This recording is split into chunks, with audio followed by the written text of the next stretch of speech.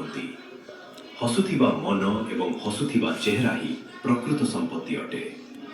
ଯେତେ ଅପେକ୍ଷା ସେ ଆପଣଙ୍କୁ କରାଉଛନ୍ତି, ମନେ ରଖିବେ ସମୟ ଆସିଲେ ସେ ଏତେ ଦେବେ ଯେ ସମ୍ଭାଳି ମଧ୍ୟ ପାରିବେ ନାହିଁ। କେହି ଆପଣଙ୍କର ସଥ ନ ଦେଲେ ନିରାଶ ହୁଅନ୍ତୁ ନାହିଁ, କାରଣ ପରମାତ୍ମାଙ୍କ ଠାରୁ ବଡ଼ ହମସଫର କେହି ନାହାନ୍ତି।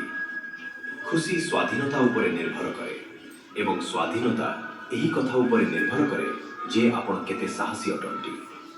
ବିଶ୍ୱାସ ବିନା ଏହି ଦୁନିଆରେ କୌଣସି ବି ସମ୍ବନ୍ଧ ବେଶୀ ସମୟ ପର୍ଯ୍ୟନ୍ତ ସୃଷ୍ଟି କରେ ନାହିଁ।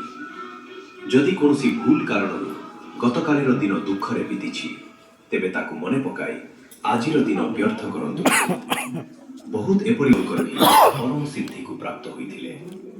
ଜନକ ଆଦି ଜ୍ଞାନୀ ଲୋକ ମଧ୍ୟ ଆସକ୍ତି ରହିତ କର୍ମ ଦ୍ୱାରା ହିଁ ପରମ ସିଦ୍ଧି ପ୍ରାପ୍ତ କରିଥିଲେ। ତେଣୁ ମଣିଷକୁ ସର୍ବଦା ଭଲ କର୍ମ କରିବା ଉଚିତ ଏବଂ ଫଳର ଆଶାରୁ ଦୂରରେ ରହିବା ଉଚିତ।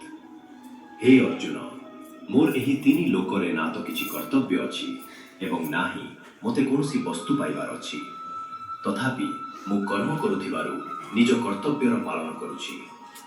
ଶ୍ରୀ ଭଗବାନ କୁହନ୍ତି, ହେ ପାର୍ଥ, ଯଦି ମୁଁ କର୍ମ କରିବାରେ ସାବଧାନତା ଅବଲମ୍ବନ ନ କରେ, ତେବେ ବଡ଼ ଅନର୍ଥ ହୋଇଯିବ। କାରଣ ମଣିଷ ସବୁ ପ୍ରକାରେ ମୋର ହିଁ ମାର୍ଗର ଅନୁସରଣ କରନ୍ତି। ଏହି ଏବଂ କଷ୍ଟରେ ତେଣୁ ନିଜ ଦୁଃଖ କାହାକୁ କୁହନ୍ତୁ ନାହିଁ ଏବଂ ନିଜ ଖୁସି କାହା ଆଗରେ ପ୍ରକାଶ କରନ୍ତୁ ନାହିଁ। ମଣିଷର ଆହାର ସର୍ବଦା ସାତ୍ବିକ ଏବଂ ସନ୍ତୁଳିତ ହେବା ଉଚିତ। ଯେଉଁ ମଣିଷ ପାଇପାରିବ ନାହିଁ, ଯେଉଁ ମନ୍ଦବୁଦ୍ଧି ମଣିଷ କେବଳ ଦେଖାଇବା ପାଇଁ କୁହେ ଯେ ସେ ସମସ୍ତ ଇନ୍ଦ୍ରିୟକୁ ବଶରେ କରିନେଇଛି, କିନ୍ତୁ ସେ ମନେ ମନେ ସେହି ଇନ୍ଦ୍ରିୟମାନଙ୍କର ବିଷୟରେ ଚିନ୍ତା କରୁଥାଏ, ସେହି ମଣିଷ ମିଥ୍ୟାଚାରୀ ଅର୍ଥାତ୍ ଛଳନାକାରୀ ମଧ୍ୟ କୁହାଯାଏ।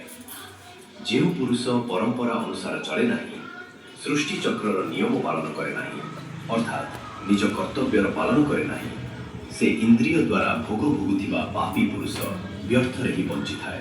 ଆତ୍ମାରେ ହିଁ ସନ୍ତୁଷ୍ଟ ଥାଏ, ତା ପାଇଁ କୌଣସି କର୍ତ୍ତବ୍ୟ ନାହିଁ। ଆତ୍ମାର ଅର୍ଥ ଏଠାରେ ସବୁଠାରୁ ବଡ଼ ସତ୍ୟ ଅଟେ ଏବଂ ଯିଏ କର୍ତ୍ତବ୍ୟ ନାହିଁ, କିନ୍ତୁ ଏପରି କେହି ଲକ୍ଷେ କୋଟିରେ सिलम्पिक लोगों को बाय बाय और घर लाओ लिए परफेक्ट।